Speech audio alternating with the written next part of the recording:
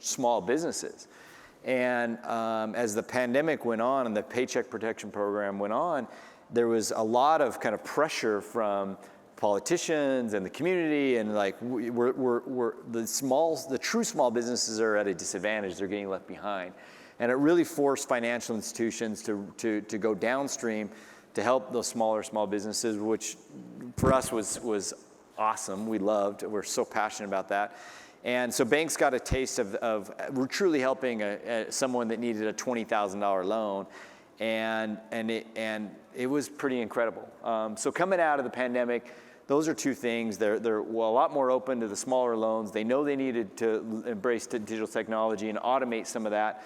That's an area we're focusing on, is helping those financial institutions do both of those things through some pretty impressive kind of AI-driven technology. So it's interesting, because I think a lot of people talked about how a lot of those financial services firms had said they were digital. We found out a lot of them weren't digital. Right. So I get that sort of hurdle, and I get the cost to underwrite some of those loans. I guess, how do you guys maybe do it differently so that you actually can make money for you and for your partners to go back and underwrite a loan that is $50,000 versus it has to be $1 million in an effective way? Are you guys really approaching how you make those underwriting decisions differently than say a lot of the legacy providers did, pre-pandemic? No question. So first off, digital doesn't mean that you took your loan application, scanned it, and emailed it over, right? That's not a digital application, and which I know that's way some people define that as digital, right? So with the way we kind of think about kind of underwriting this small business loan is can you say yes to the customer at night when the branch is closed? And so what do you have to do to be able to accomplish that? So first of all, business owner comes in, signs up. We're doing a lot of credit and public search records to be able to say, is this business in business? What's the legitimacy of it? We're matching the business owner's profile and identity to the business, looking at LexisNexis and Dun & Bradstreet and other public search records. Then we're looking at the true health and cash flow of the business, validating how long has it been in business, and allowing the business owner to sync their bank account to be able to go and pull the raw transaction data over the last 6 months, doing cash flow calculations around that, looking at average daily balances, looking at the number of deposits, the number of withdrawals each month, is the number of NSFs, is the cash flow trending going up or is it going down, and is it seasonal or is it not seasonal? And so looking at tax return data, you can use OCR technology to read some of the PDFs. And so at the end of the day, that you can look at what's the probability default was what we're trying to understand. Yep. And can you say yes in a matter of minutes, and use the financial institution's underwriting policy to guide it, whether it's credit score based or geography or other industry or other things like that. We can infuse that into the process, but the goal is to be able to say, for those smaller loans, sub $250,000, that bank can say yes at night when the branch is closed. That's impressive. I think at the end of the day, as we've heard from some other people that have been speaking at this conference, not only does it help the small business, it actually helps save the jobs in those communities where that was a huge sort of concern for how do they kind of go back and keep that going. Yeah. But I guess if you kind of contrast that as you talk a little bit as when we were preparing for this, I love the analogy where you were trying to kind of compare how you guys make lending decisions and using artificial intelligence, using OCR technologies, to almost how maybe some folks figured out how to get into this conference space today. Yeah, so we looked at it we've been talking about it from the lending institutions angle. And I'd love to actually if we can throw up that other slide on the screen here. So I want to talk about it for a second from the small business owner's perspective. So, and I use this analogy of MapQuest versus Waze.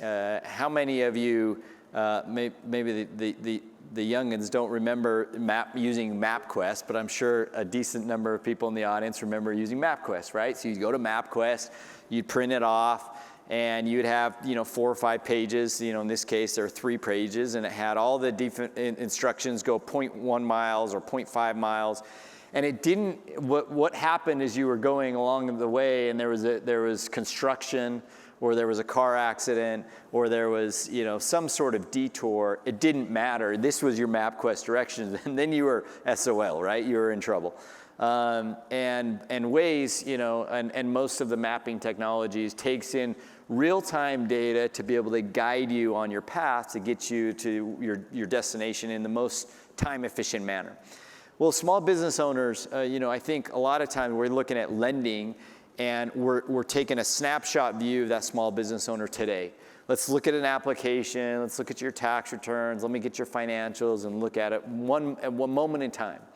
But business owners they're managing this business, and it's changing on a daily basis of inventory and credit and their cash flow and their needs and their number of employees and their revenue and everything. And we believe that there's an opportunity to create the Waze type experience for these small business owners, where it's an always-on application. Our goal is that the business owner never has to complete an application ever again. So they're managing their business, and they're looking at getting daily alerts. Okay, your cash is up, your cash is down. You've got payroll due. You've got in 4 months you're going to have a cash shortfall. You're already approved for a $40,000 loan. Click here to take it. And then my team created this sound. I'm hoping it will come through on the mic. This type of concept. Recalculating. Your access to capital has now increased. That's music to an entrepreneur. Right? Can you imagine that? Oh, well, your revenue is going up. You were approved for $30,000. Now you're approved for $50,000. And it just fluctuates with you as a business. And you can always just say, I need capital, right? So that's what we're focused on. It's less about, the core is this marketplace connecting. But now we're taking it, okay, now we got to help the banks automate. We got to help the small business owners, really look at their lending as an extension of their cash flow, more than this moment in time where I need to go apply and get rejected. And I just wanted to hit one other thing on this. I think what this does is it opens up lending to some communities that honestly have been disadvantaged in the past, by going into the branch or other things like that.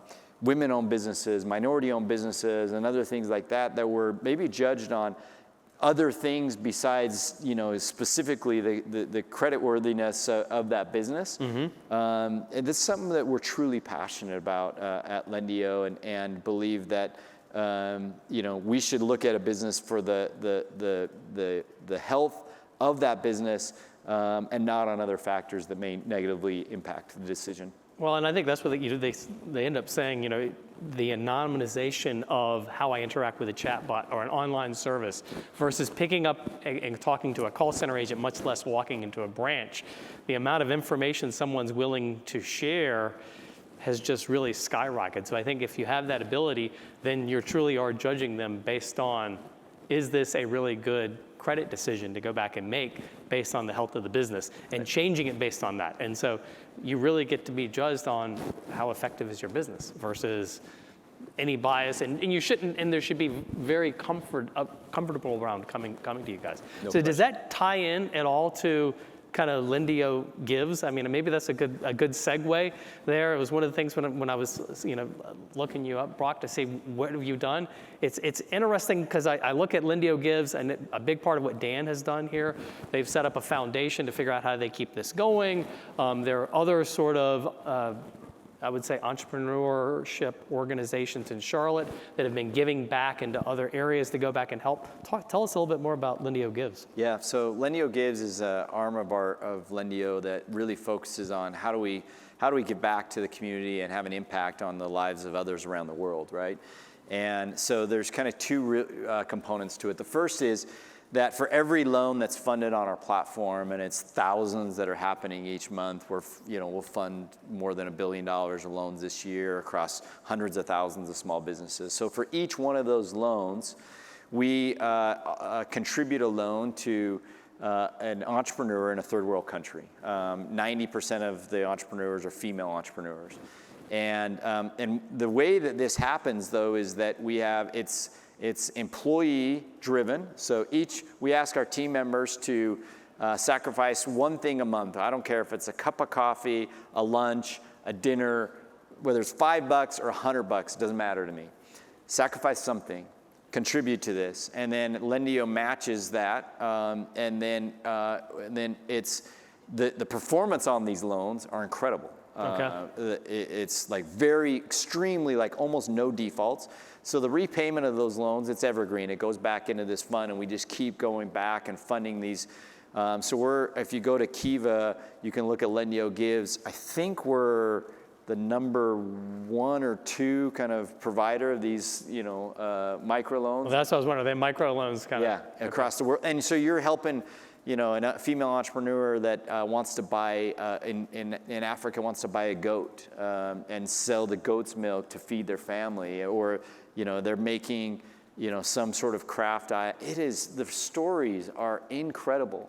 So that's one aspect. And then the second aspect is, how do we give back to the community? So our kind of the service arm, about a month ago, we were at a local park in just outside of Salt Lake City that needed some upkeep, and we had our team out there with their shovels, and they're getting their hands in the dirt and trying to, give back in the community through whether it's donations or service or food drives or other things like that. So it's something our team just has taken that and run with it, and I love it. Okay, it's interesting. We were talking a little bit about culture, and I think it's kind of what you were kind of touching on. And when we've talked a little bit about kind of comparing, Salt Lake City or Charlotte. Like Charlotte knows it's not New York. Yeah. We're becoming more and more like Atlanta with traffic every year, it seems like. But we're not Atlanta. I know you guys aren't, the Valley. Yep. But it seems the ability of these communities to sort of collaborate. We certainly are trying to really collaborate here to raise Charlotte's profile in fintech and entrepreneurs with this conference.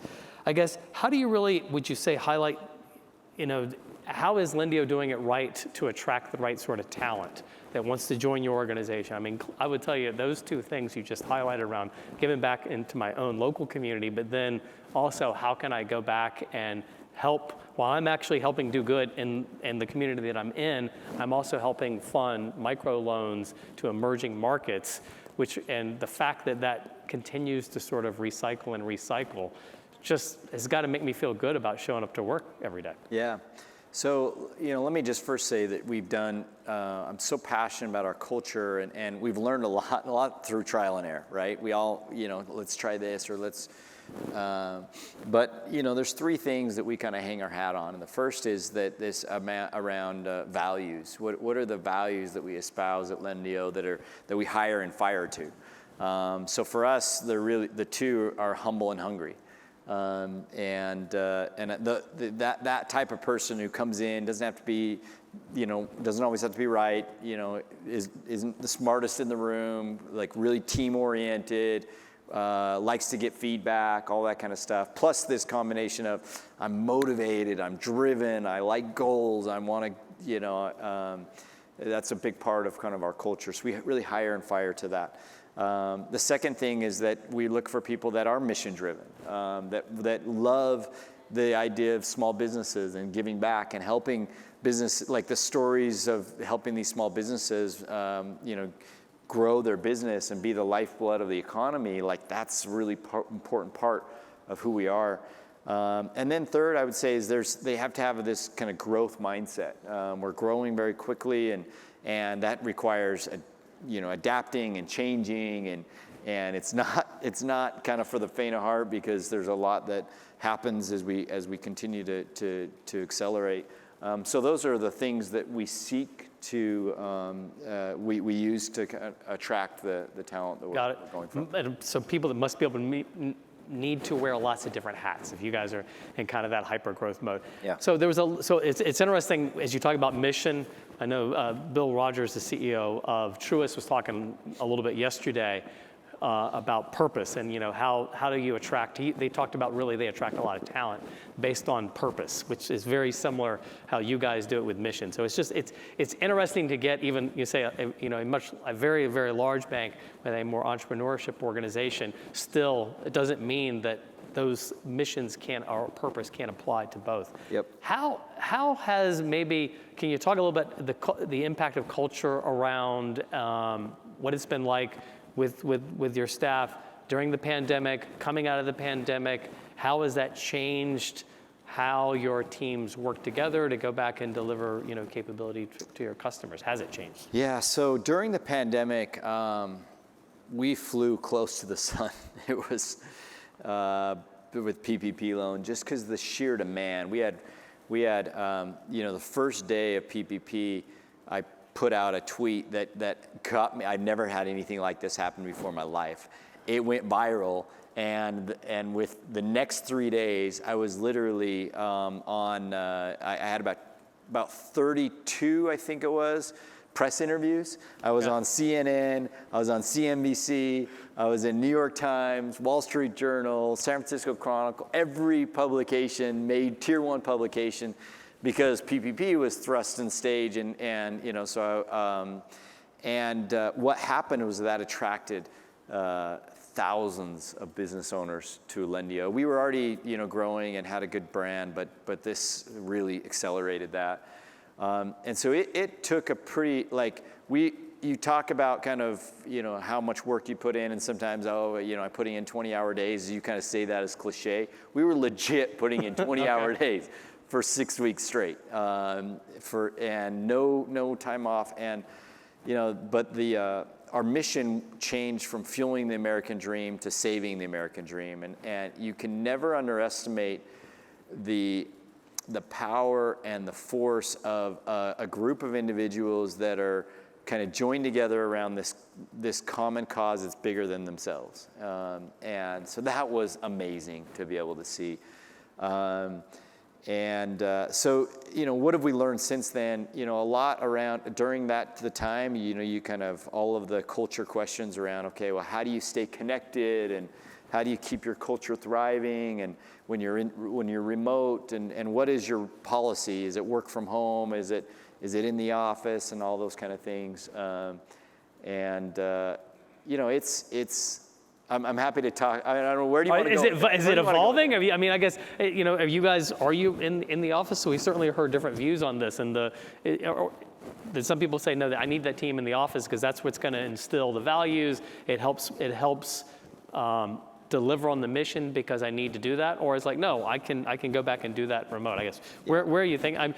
And my thought is, as others are probably trying to understand how to go back and do that right, how do you see that really helping impact your organization? Yeah, so what we've tried to do is study out what's best for the organization and for our team around kind of where do you work? Is it work from home, or is it in the office? And we found a few things. The first thing we found was that there's benefits from working from home from a productivity standpoint. Less distractions, people are at home and they've got projects and they can just crank them out, so there was some real positives around that. One of the concerns that came up pretty strongly was that there was, at least for our team and the research we've done, was there's some, it took a toll from a mental and emotional health for our team members when they were full-time work from home, meaning they didn't ever get out, they couldn't separate work from home, it was kind of always on, and working from sometimes your pajamas all day long and all that kind of stuff, and there was no interaction with our team. And when we invited people kind of during the pandemic come back in the office, and there was that collaboration and there was that energy and there was the feeding that came from that was really positive and beneficial. Even people that were a little bit resistant about coming back, when they did, they were grateful, and were very kind of fairly vocal about it. So it's not a one size fits all, but the way we've landed is a hybrid. Okay. So we recommend 2 to 3 days in the office, 2 to 3 days at home. try and have those days in the office that they're really collaborative days where you get your meetings in. I think it's hard to get sometimes, meetings when it's, 5 people in the room and 2 people are on a camera, and like if you're on the camera at home, to get that the body language and the tones and the feel and reading the room and all that. So we try and do those meetings in person, and a lot of the innovation, product engineering, and other kind of. It's hard to whiteboard on Exactly. Zoom, or if everyone's virtual, it's not great, but at least they're all there. And I get exactly what you mean, right? If those guys are together and gals in a room, you certainly can go back and break through and really kind of cause some aha moments when you start doing it. And sometimes you need to illustrate that. No question. Yeah. And then when they need to be productive or whatever, and they can come in the office whenever they want, but they, those that want to do it at home. The other thing we invested in, we truly believe in experiences for our team members. Okay. And so we have an untracked kind of PTO with, like a lot of people do, but we invested in a program where we match the team member can take a portion of their paycheck every single month and put it towards a personal or family experience. And then we match that. And so what we're trying to do is that we can basically help them afford a trip, a family experience, or whether it's to Disneyland or to Hawaii or Florida or wherever they want to go, right? Right. But we truly believe in experiences, and so that's one thing that that our team members love is that investment in, hey, get away from the office, turn it off, go have some time with your family. Those are some other things we take pride in. No, I think it's we talk this. One of the themes of this conference is recharge, Right. And I think that's a great way because listen, I work remote, and that's the good and bad. You can work all the time remote, and I can work from anywhere. That's good and bad because Right. sometimes it means you do work all the time if you don't strut those boundaries. So maybe as the last kind of topic is, you just can you give any kind of lessons learned? You're certainly a successful entrepreneur. We have other entrepreneurs at this conference. Any sort of lessons learned, best practices, what to do, what not to do, any sort of advice that you could go back and share, and then maybe we'll take a question from the audience. Oh man, I honestly have made every mistake in the book along the way. Like we failed a bunch of different times, and I actually describe my career in these, what I call 5 fetal position moments, where I literally am on the ground, basically in tears, in a fetal position, and not knowing if we were going to make it the next day, like legit. And 2 of those happened actually during the pandemic. And so for the entrepreneurs that are out there, I feel I've been there, I've done that, and I know there will be more fetal position moments where half the battle is can you make it? How do you fight to live another day? How do I get to tomorrow, and how do I solve this problem, and just like persistence. And then, so that'd be number 1. Number 2 would be, entrepreneurship, there's the highest of highs and the lowest of lows.